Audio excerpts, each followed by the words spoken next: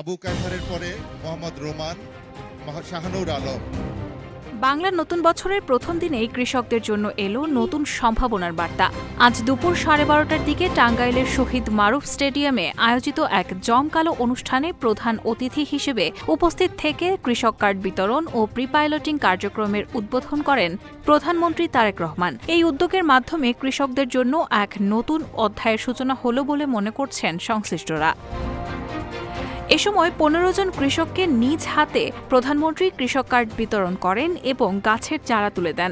এছাড়া প্রধানমন্ত্রী ভিডিও কনফারেন্সের মাধ্যমে আরও 9 উপজেলায় কৃষক কার্ডের উদ্বোধন করেন। প্রথম ধাপে সারা দেশের 10টি জেলার 11টি উপজেলায় প্রায় 21,000 ভূমিহীন, প্রান্তিক ও ক্ষুদ্র কৃষকের মধ্যে এই কার্ড বিতরণ করা হচ্ছে।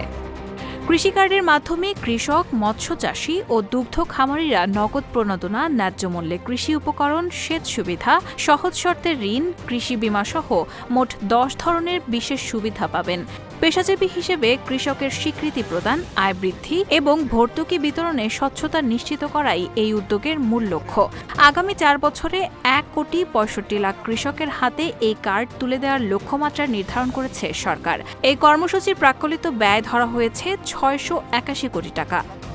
অনুষ্ঠানে সভাপতিত্ব করেছেন কৃষিমন্ত্রী মোহাম্মদ আমিনুর রশিদ। বিশেষ অতিথি হিসেবে রয়েছেন মৎস্য ও প্রাণী সম্পদ প্রতিমন্ত্রী সুলতান সালাউদ্দিন এবং ছিলেন প্রধানমন্ত্রীর উপদেষ্টা রুহুল কবির রিজভী। রেহানা হক মুন, RTNN।